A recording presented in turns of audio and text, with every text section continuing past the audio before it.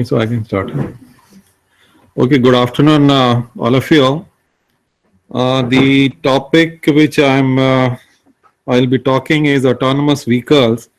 In fact, I'll not be dealing with the technological details about the autonomous vehicles because that has already been dealt by the experts in this course. I'll be talking about the things which interest to a common person and what are the challenges which are being faced in this industry and why we need to go in for autonomous vehicles, because a lot of talk is going around the world nowadays where we are talking about autonomous vehicles and many industries are developing these vehicles. So let's start from the basic definition, what we basically mean by autonomous vehicles. If you see the definition, that says that it's a vehicle that can drive itself from one point to another without the assistance from a driver. In other words, with an autopilot system. And the other definition also goes when we talk about that it's a driverless car or driver-free car or a robot car or a self-driving car. Okay, where there is no interaction of the driver with the vehicle. Now, this, if you see the autonomous, in fact, SAE has already defined there are three levels of driving automation. And these are consistent with the industry practices. And this is what I want to tell you. What are the different three levels of automation? The first one talks about no automation, where the driver is in control of each and every steering as well as the all aspects of the task, and that is the level 0. And all these level-wise definitions are given in this SAE J3016, where it is defined that all 6 levels of automation. Level 1, we talk about driver's assistant, as we are very well conversant with this level. The driving mode specific execution by a driver assistance system of either steering or acceleration, deceleration, using information about the driving environment and with the expectation that the human driver performs all remaining aspects of the dynamic driving task. So this is the level 1 where the driver's assistance is required. And then we have the level 3, which talks about the conditional automation, the driving mode specific performance by an automated driving system of all aspects of the dynamic driving task with the expectation that the human driver will respond appropriately to a request to intervene. Okay, so this talks about your cruise control. All these things come under this level 3 when we talk about the conditional automation. Level 4 is slightly higher automation, where the driving mode is more automated in the sense that all aspects of the task, dynamic driving task, even if a human driver does not respond appropriately to a request to intervene. Okay, so in fact, the driver is there, but even if he fails to respond, the system takes care of that. So that's the level 4. And level 5 refers to the full automation there, where we mean that the full-time performance by an automated driving system of all aspects of the dynamic driving system under all roadway and environmental conditions that can be managed by a human driver. So this is the level of automation which nowadays all automotive industries are talking about. So we'll try to see the this type of automation. And the basic question comes, why we need autonomous vehicle? Okay, if you see the history of the road accidents which are happening, you can see that driver error is the most common cause of traffic accidents. More than 77% of the accidents are caused because of the driver's error. And this is based, this report is about the accident based on the WHO report in 2016, which they have come up. In 2015, 1.25 million deaths are only due to road accidents. And you can just see how much India is contributing. India contributes 10% of the world's road accident deaths. And the analysis part, for this analysis, if you see, I'll just show you this PPT. You can just see here, every day nearly 1400 accidents take place on Indian roads. Okay, and the figure is growing. You can just see the number of crashes 4,89,400, and this, and 2015 it has slightly more than 5 lakhs. And this is year-wise data, but if you see the daily accident occurring is 1,374 daily accidents are happening. On an average, every minute one accident is taking place. Okay, and the number of persons killed in these accidents are also growing, and daily around 400 people are dying on roads, and every hour 17 people are dying on roads. And the number of injuries occurring to persons are still higher. And if you see the different cities, which is given on the right side, upper right side corner, Delhi roads have recorded the highest number of deaths in 2015. Okay, so this figure, from this, it clearly you can see the the cities, the metro cities and the other cities who are contributing. Even you can see the Kanpur is also figuring in this list with the number of accidents which have been reported here.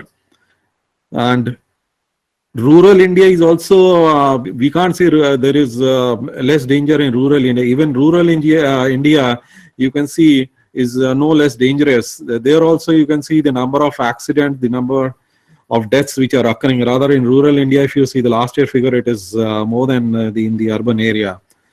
So the over half of Uttar Pradesh accidents are fatal. So this figure on the bottom side, right side, clearly gives you a figure that different states, the UP is topping among the list, then the Tamil Nadu, Maharashtra, Karnataka, Rajasthan, the deaths and crashes figures. Okay, now this is again based on the data, and every year this data is, these figures are growing. Okay. And the prominent reasons for such accidents, if you see, the first and foremost comes to our mind that the lack of traffic discipline. We are not following the traffic discipline. We are not worried about only we follow the traffic discipline when we see the policeman standing near about. Otherwise, then people are not resorting to any traffic disciplines.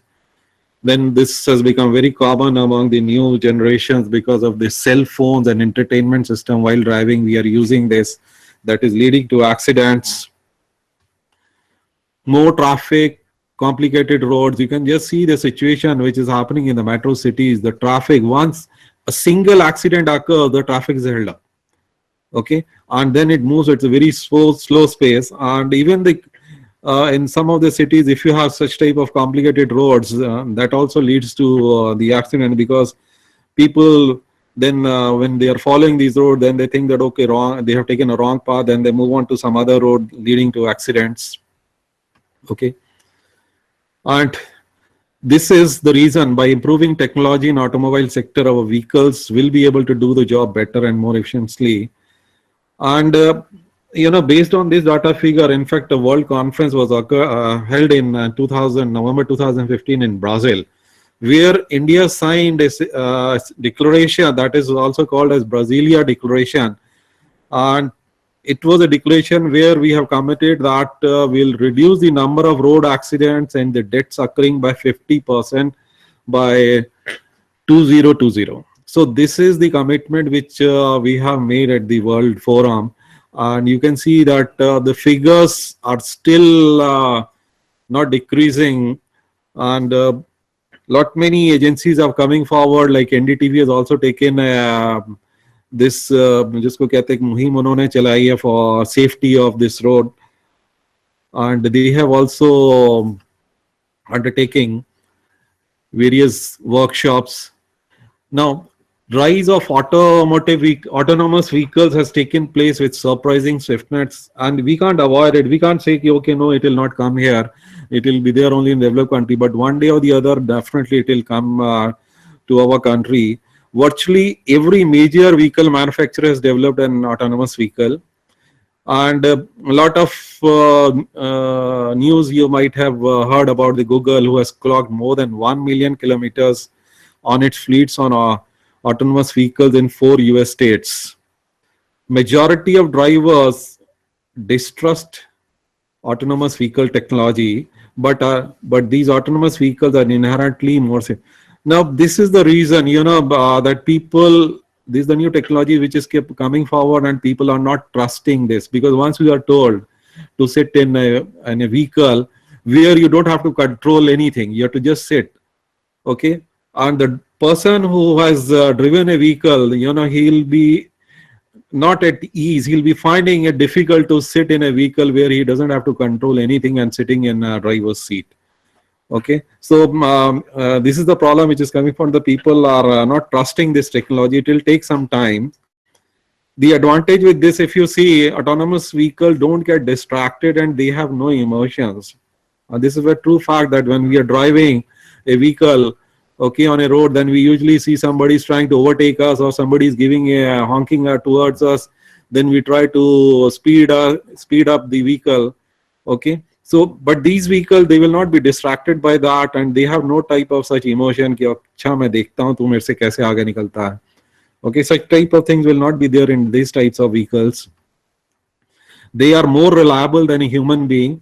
In fact, the Association of Electrical and Electronics Engineers, they have estimated that by 2040, up to 75% of all vehicles will be autonomous. Okay, so they have given this figure. Getting rid of the driver is just the final step. Analysts predict that the adoption of autonomous vehicle will follow a pattern similar to that of the personal computer, with public acceptance steadily growing as the technology's benefits are demonstrated. Now, if you see the development of the computers were also not well accepted by the public when a lot of computerizations were made in different sectors, like in the banking sectors. You remember that there were hue and cry, union people have gone on strike, opposing that our jobs will not be there if the computers comes to the banking sector. So same problem is people are thinking that it will happen in the automobile sector also. And it do have some social and economical implication, because we have not realized, on one hand the technology is appearing very good to us, but have we ever thought about this type of industries, truck and cab driving, that is truck and the drivers who are driving the trucks and the taxi drivers, where these people will go? Okay, so this is a large chunk of people who are working in this sector, so there will be some implication in this. And what will happen to this industry, body repair, where after accidents we are getting our vehicle repaired? When accidents get reduced, or when we say no accidents will be there with the help of autonomous vehicle, what will happen to these shops? They'll close down, or their manpower will be idle. Okay, so this is one reason. And what happens to this industry? This industry will also suffer when no accidents, no claims. Naturally, their income will go down. Less claims will be there. So the people who are working in this area, they'll be out of job. Okay, and this is again one of the industry that is the direct impact on medical system and hospitals. What happens to this industry if no accidents or less accidents? For human organ transplant, most of these organs comes from accident victims, and these are the victims who are aged between 18 to 30 years, and these are the people from whom the organ transplantation takes place. And every organ, they have got only very limited life. So if no accidents and no crashes or less crashes, means this is the industry which will suffer the most. Okay, but the other advantage is, we have a positive impact on traffic congestion. We have seen in India that how the traffic moving, even we have widened our roads, even we have made over bridges, and suppose an ambulance has to reach in time, then what happens? We all know that what is the situation here. Okay, so if we have autonomous vehicles, at least they'll be moving in a particular disciplined manner. Okay, now a survey, and if you see, a survey in 2014 was conducted by Open Robotics Initiative, where some basic questions were posed to them, and they were asked, do you think autonomous car technology will help create more jobs than it displaces? Okay, more jobs will be displaced. So they were saying about this, more jobs will be created. Only 19% of the people said that more jobs will be created. The majority were worried about that their jobs will go. Okay, and do you think the technology will have more positive than negative impact on our society? Naturally, everybody said that, of course, when these type of vehicles will be there, that will have a positive impact. Okay, but then when a this question was posed to them, that suppose your speeding ticket was issued, your vehicle was found to be speeding at a high speed, who should be responsible? That who should pay for that? Okay, अगर high speed का चलान होता, just see the variation. Okay, they said भाई ये तो हमारी गलती नहीं है, तो manufacturer ने गाड़ी ऐसी बनाई, he should pay for that. Okay, only 14% said that okay, the owner of the vehicle should pay because his vehicle has exceeded that. Okay, so these are some of the analysis. Now, when we come to the basic components of these autonomous cars, I'll be just touching this. What are the activities which they do? They have these components like Google Maps. They provide the road information. GPS provides us the real-time location of the vehicle. Sensors, different types of sensors are there which provide real-time environment condition. And artificial intelligence, this provides real-time decision making. Okay, and the autonomous vehicles looks like this. Okay, the figures are different because the different manufacturers and have come up with different vehicles. This is one of the picture which shows us clearly that where all the different sensors are there. In the front, you can see that three radar sensors are there on the front bumper and one at the rear bumper. Okay, and on the driver side rear wheel, you can see the ultrasonic sensors are there which measure the position of objects very close to the vehicle. And we have a central computer in this. On the top, you can see LiDAR. LiDAR basically is a combination of light and radar. So that's why it has been named as the LIDAR, LiDAR. That is light detection and ranging. Okay. And then we have video cameras. And the main function of video camera is to detect traffic lights, road signs, keep track of the position of other vehicles, and look out for pedestrian and obstacles. And of course, GPS for the location of that. And now this is the vehicle which the Google has used to test its vehicles and for autonomous vehicles. And this is Toyota's press, this which they have used. And you can see, in fact, the different Google, and if you see the Uber also, the different types of components remain same. Of course, the number varies. They may be using 3 or 4, or somebody may be using 10 or 20, like that. The number is varying depending upon the results which they are getting. So they are adding and deleting to come out with an optimum selection of these number of components on their vehicle.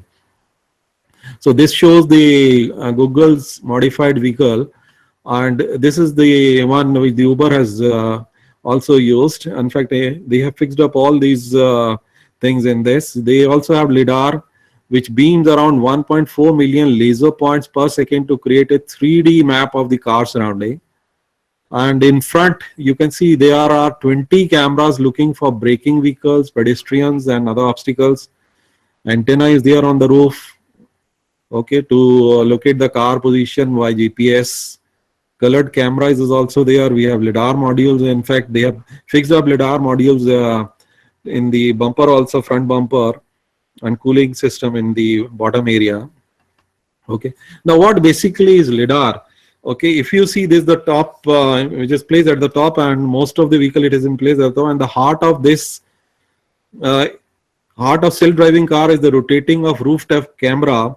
And it is a laser rangefinder which, with its array of 64 laser beam, this camera creates 3D images of objects, helping the car see hazards along the way.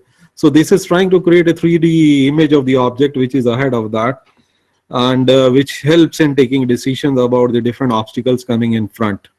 The range is of course restricted in this. Some users claim that 200 meters is the range. It can't see beyond that. This device calculates how far an object is from the moving vehicle based on the time it takes for the laser beams to hit the object and come back. These high intensity lasers can calculate distance and create images for objects in an impressive 200-meter range. They provide the best accuracy in detecting the position and shape of an object and can have 360-degree view, but are expensive, vulnerable to rain and snow, and might be interfered by other lasers. Now, there are some limitations in this. Of course, it has got a 360-degree view, but are expensive when you compare with the radar. These are quite expensive, rather the whatever is cost, because the radar cost has gone down to a few $100s only, and this is again 10 times costlier than that. And in during rain and snow, okay, it has got limitations that it's not able to give a 3D picture of what is in front. So same limitation what a human driver has, this also has got the same limitation. Radar, we all know that this is also mounted on car, enables the car to be aware of vehicles in front of it and behind. Most of us are familiar with this technology. It's an object detection system that uses radio waves to determine the range, angle, or velocity of objects. It doesn't create a 3D image. It's only tell us about the range, angle, and velocity of the objects. Radar sensor can best see through the fog, rain, or snow, and can detect the relative speeds of other vehicles accurately. It's not very good at detecting the size. Now, this is the limitation. It's not very good at detecting the size, shape of the object. Thus, is not very useful in understanding what it just saw. Okay. So radars are not very good at differentiating stationary objects. Example, like whatever mailbox is there toward the side of the road, or an obstacle with zero speed, like a parked car, standing vehicle. It won't be able to differentiate that. Radars are also pretty useless in detecting the lanes. The white lanes which are there, white or yellow lanes are marked on the road. So it's useless in detecting that. Radar can be a backup in inclement weather. So it can be used when the weather conditions are bad. Now, of course, cameras are there. A camera is mounted on the windshield. The camera, with the help of image processing and artificial intelligence, rightly interpret common road behavior and motorist signs. So on the windshield, you can see that how the camera is reading the lanes so that the vehicle can drive rightly. Now, if a cyclist gestures that he intends to make a turn, the autonomous vehicle interprets it correctly and slows down to allow the motorist to turn. Predetermined shape and motion descriptors are programmed into the system to help the vehicle make intelligent decisions. Their performance is affected by light condition and adverse weather. Now, all these cameras, radar, and this is help. And in fact, Google reported one of the very interesting thing that when they were testing their vehicles, on one bicycle at one intersection point, one bicycle rider was standing, and this Google car was also waiting for that. So the Google car stopped because he wanted that bicycle person should cross over. Okay, whereas the bicycle person was just making to and fro movement. So that to and fro movement was prompting the autonomous car of Google to make to and fro movement forward and backward.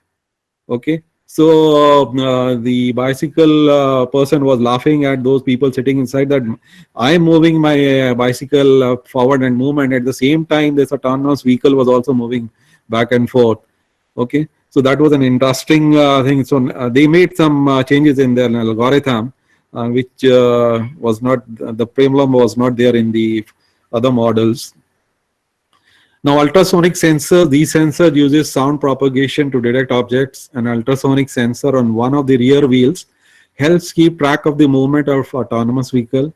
It also calculates number of rotation of the wheel to find exact location of the vehicle with the help of GPS and Google Map. It also alerts the vehicle about the obstacles in the rear. So this ultrasonic sensor is mounted for this purpose. And GPS, of course, we already know that this is for locating the vehicle. Now, GPS accuracy can be poor. Remember, GPS accuracy is very good when the things are not very crowded, when the vehicles are less, when the infrastructure in that area is less. So especially in urban environment where fewer satellites are in direct line of sight and significant multipath problems sometimes exist. So now people are working on this area also, where they want to develop high definition navigation map. We'll have not only streets and intersection, but also more details such as traffic signals, signs, markers of major buildings, which are stationary objects that the perception software can use. Okay, so GPS also, they are trying to modify and develop a high definition navigation map. So remember that how much minute details these maps need to contain, so that you want to make these vehicles safe. All the details about traffic signals, where are, how many traffic signals are there, where they are located, and what is their timings also. So all those things they'll be needing for this type of vehicles. Of course, all these can't function without the help of a CPU. So this CPU comprises of both the inbuilt software as well as the hardware. And usually this is termed as the electronic control unit, which gives all the directions to different parts of the sensors and different areas to how to work upon that. Now, just brief about the different technologies which are there in this autonomous vehicle. We have anti-lock brake system in this, which is nowadays is a standard item in some good manufacturer's vehicle. Electronic stability control, this is required when the vehicle is taking a curve. Cruise control also, lane departure warning, self-parking, automated guided vehicle system. Now this ABS offers improved vehicle control, and it decreases stopping distance on dry and slippery surfaces.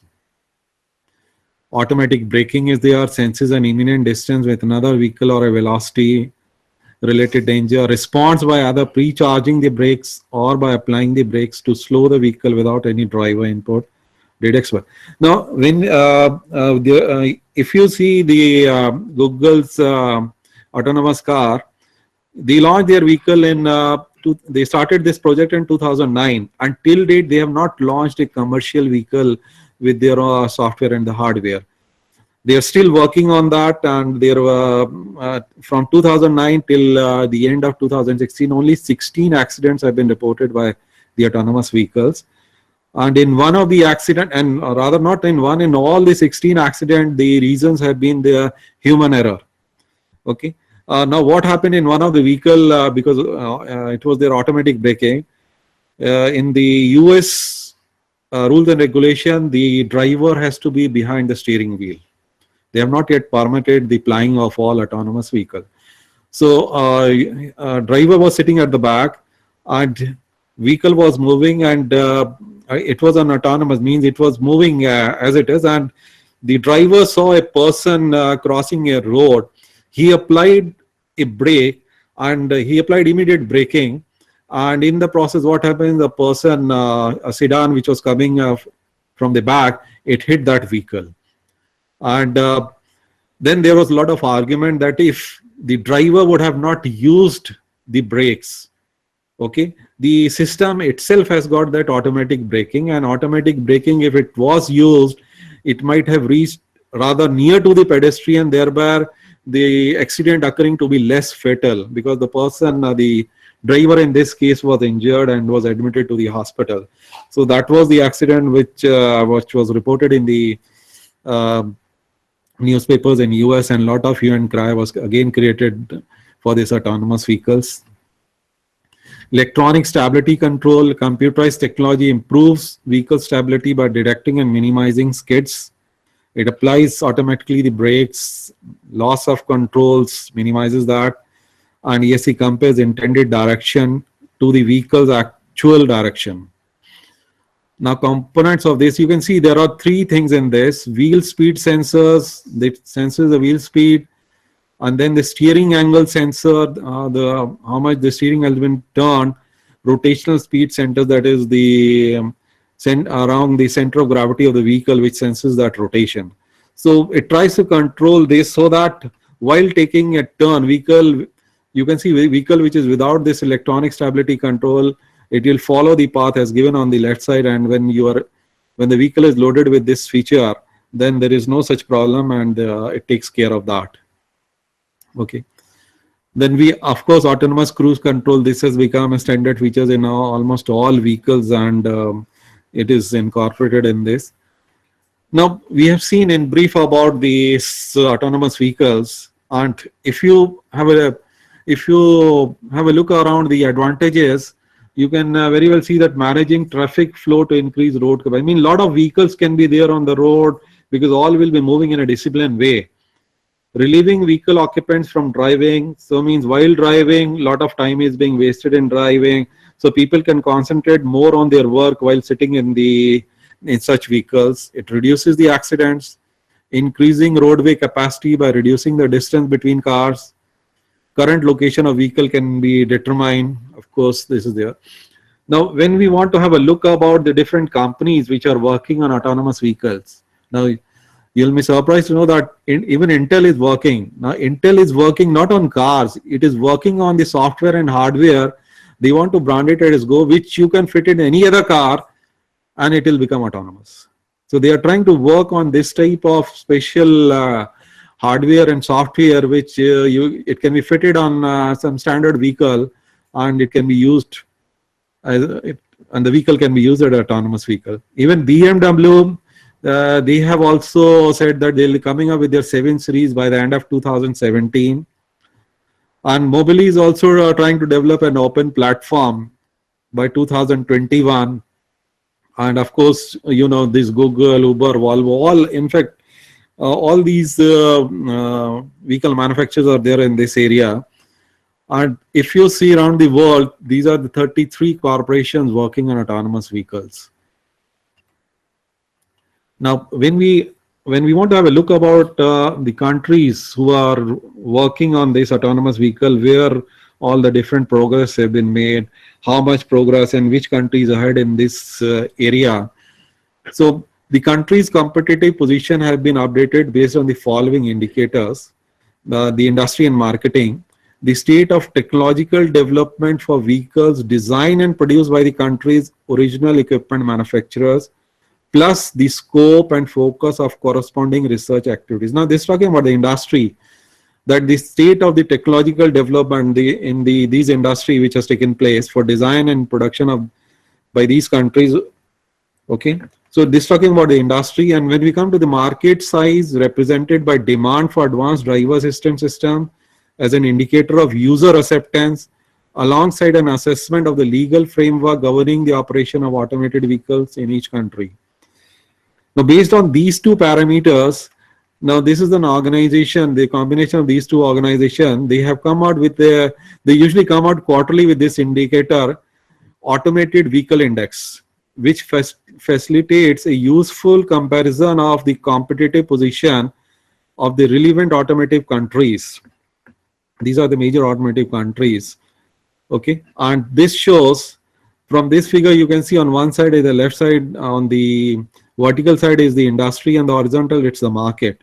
So when we see about the market position, that how much these autonomous vehicles are there, and from the market side of point of view, it's the America which is ahead of that. But when we see from the development point of view, and the lot of research which is going on, it's the German people who are there. So all other countries are there. It is indicated by the usual flags. So different countries, when we see the progress, different countries focus on different aspects of connectivity. The US and Japan are concentrating on building the infrastructure. Now, these are the two countries who are working on making the building, the infrastructure, the road in such a way that that will be very good for autonomous vehicle, and it can be very well driven in this area, because these needs, when we talk about autonomous vehicle, they need a lot of help from the environment in which they are being driven. So US and Japan, they are concentrating on this building up the infrastructure for such type of vehicles. And this is, in fact, the Morgan Stanley gave this figure about the development of this area. You can see that phase 1, they talk about the passive autonomous driving by 2016, passive autonomous, then limited driver substitution, phase 2 from 15 to 19, they have said. Then the phase 3, that complete autonomous vehicle, they have said that it will be from mid of 2018 onwards. And phase 4, that is after 2 decades, 100% autonomous penetration. Okay, so there you won't find any other old vehicle. All autonomous vehicles will be there after 2 decades. Now, what are the major challenges? To develop this sector, you have seen the progress made by different countries, the different industries. Okay, when we wanted to go in for this autonomous vehicle, the main problem right now being uh, faced by these autonomous vehicles are the reckless human drivers. Okay, unpredictable humans it is there, because when you are driving, or when you want to overtake, okay, that how the people get prompted and how they do the overtaking, how they take their vehicles. So now this is the major problem which these vehicles are facing, that they don't know the human behavior. So there are researchers who are working on the human behavior, that is the human behavior of these drivers, that how they drive on the roads. Okay, so this is one of the challenge. Then again, still lot of sensors are being developed to take care of these vehicles in this weather, rain, snow. And this we were talking about the lidar. Okay, I said that lidar will give you a picture of 3D picture of what is there ahead.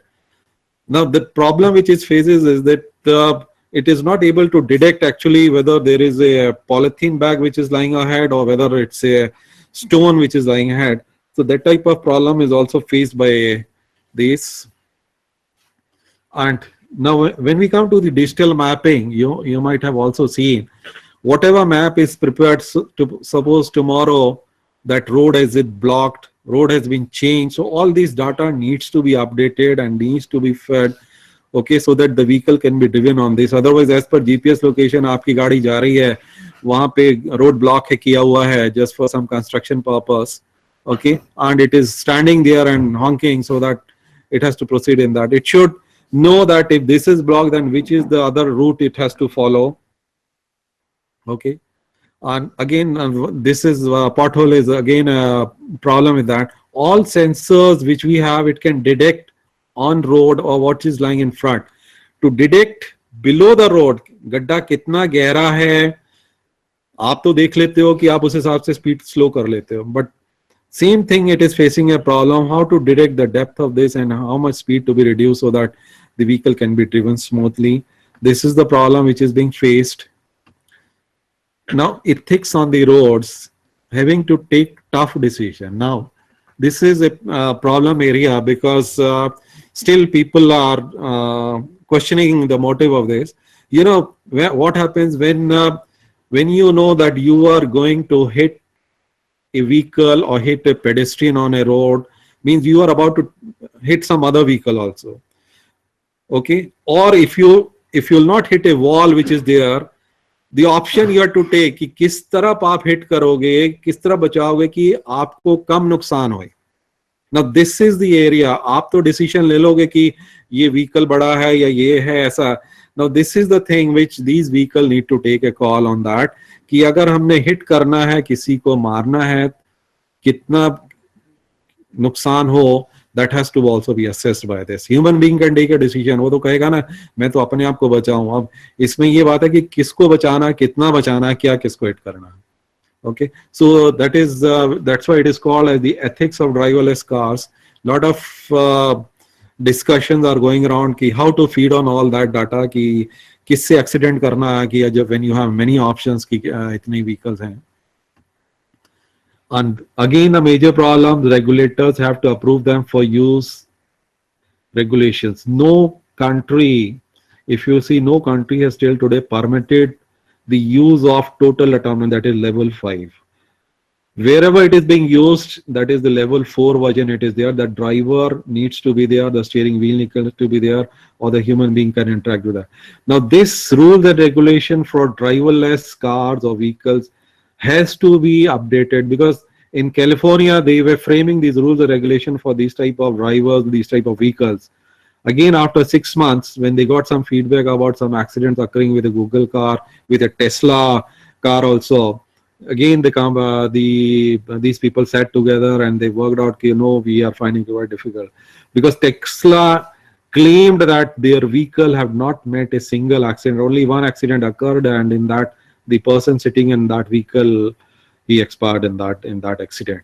So the people have become quite apprehensive now of such type of vehicles. So different rules and regulations has to be framed for these type of vehicles, and at the same time, the user also need to accept that. Okay. Now this again, this cyber security. Okay, when GPS is there, when you're driving a vehicle, okay, and when you're not having any control on that, hackers can also change the route which is plotted in the system. Okay, even you might have heard that all these hackers are also playing with the locks of these companies. You have electronic locking. Okay, so there are many vehicles whose locks have been hacked by these hackers, and they have taken away those vehicles. Same thing, people are saying that when they are traveling in a vehicle, how they know that whether you have really reached the destination or not. Hackers might have hacked the vehicle, and the vehicle might have reached some place other than where you wanted to go. So this is the area, cyber security. This is the people we are working on this. Okay, and I told you that this is the problem. It has a problem in differentiating between a plastic bag and a rock. Okay, so plastic bag, it thinks that it's a rock. So again, this difficulty it is facing, because when it's a plastic bag, you can take a vehicle on that, but when it's a rock, you have to stop the vehicle, you have to reroute your vehicle. Now this is the thing which they are finding it, that there's building up a sensor which can detect the difference between these two. And if you see the world over, 99% of the countries have till now not allowed the driving of autonomous vehicles. Okay, what to talk? The things are being developed in this area. We have talked about that. And if you see, only 1% of the countries, they have allowed. Okay, you can name that those countries. Some of the manufacturers in Europe, in North America, Canada, UK, all these, they have allowed this. Okay, and people are hoping that all the issues will be sorted out by the year 2020, and then we can enjoy the ride of autonomous vehicle. Now, this all pertains, when this figure is given 2020, this we are not talking as related to our country, because in our country right now, our government has not promulgated any agency to undertake such type of experimentation. These are all being held in all developed countries. Okay. Now, when I come to this was all about the autonomous vehicle. When I come to the latest development, because we are talking about all these things in autonomous vehicle, what all things are changing in that. Now, this is flying car manufacturer PAL5. It's a Netherlands-based company. They have officially started the sales of its commercial models, the Liberty Pioneer and Liberty Sport. This is a vehicle which can move on road at the same time which can fly. Okay, and it can reach a height of around 11,000 feet also, and the cost variation is between $3 to $4 lakh. Okay, so they have started the commercial production. They have got the approval in Netherlands to market this, and while flying, you can see that it takes, but for flying also, they say that it takes about 5 to 10 minutes. They have to do some setup. The driver has to do some setup, 5 to 10 minutes, and then the vehicle can fly.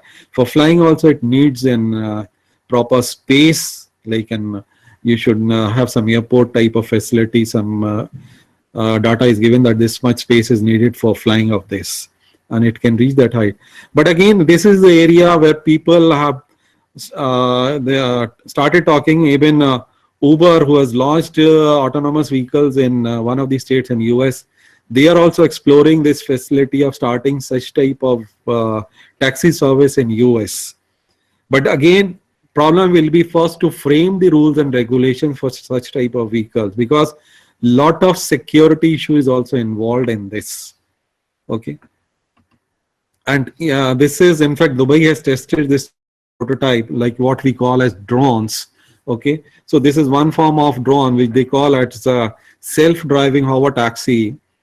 Okay, this is autonomous aerial vehicle with the aim of introducing this vehicle in the Emirates by July 2017. So they have accepted this, and from July 2007, this type of facility will be available in Dubai, and they'll be naturally they'll be starting this facility toward that tower. वो कौन सा इनका tower है? That Burj, yeah, near to that tower they are starting this facility. Okay, so just I'll show you one this video where this concept of 5 autonomous cars has been shown. Just has a view of that, so that how the future cars will look like. Mhm.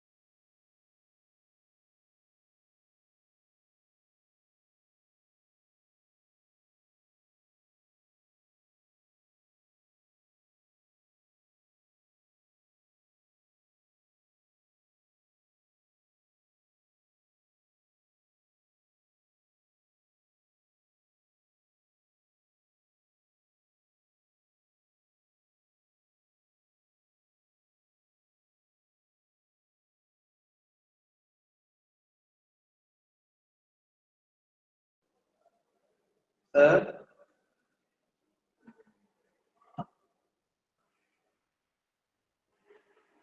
All right.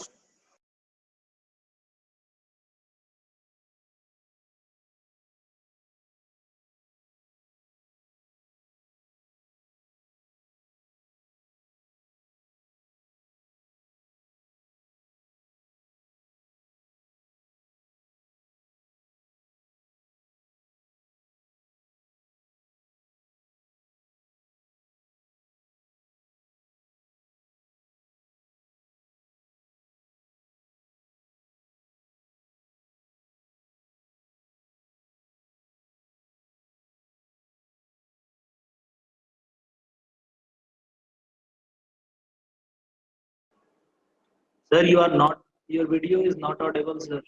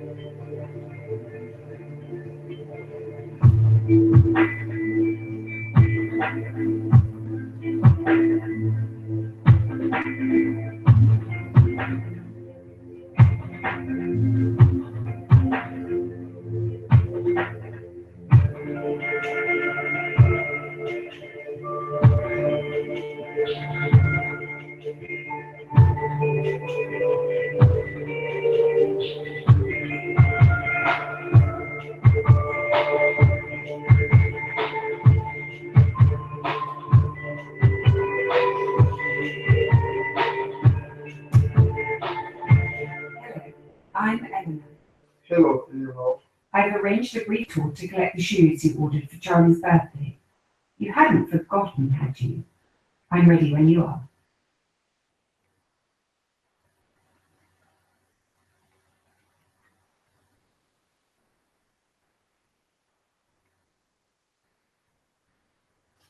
We will be arriving in a few minutes. You do have an early start in the morning. Enjoy yourself. I'll be here waiting for you.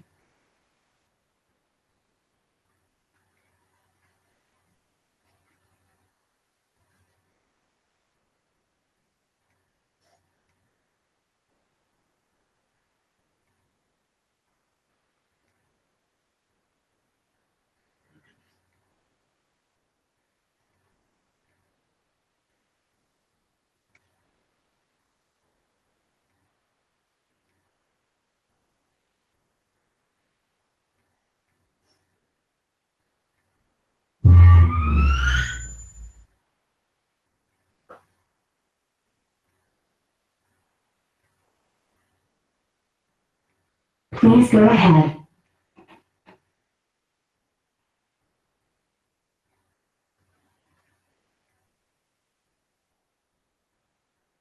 Thank you.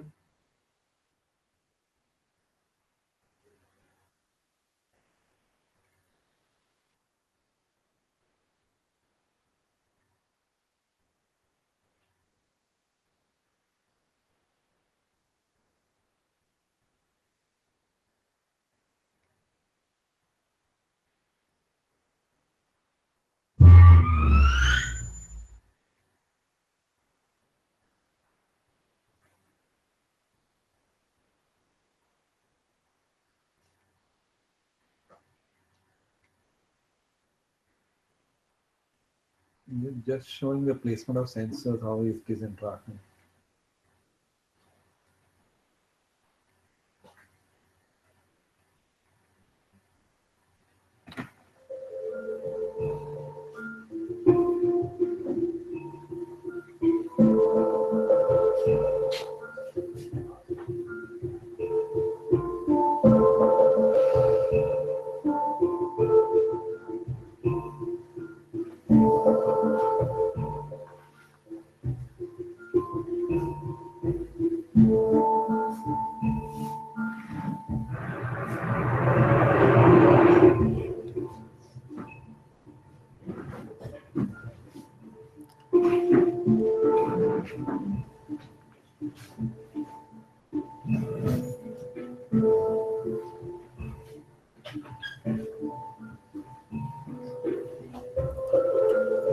Please go ahead.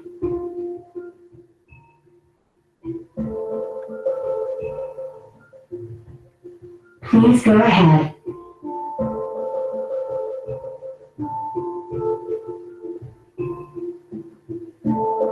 Please go ahead.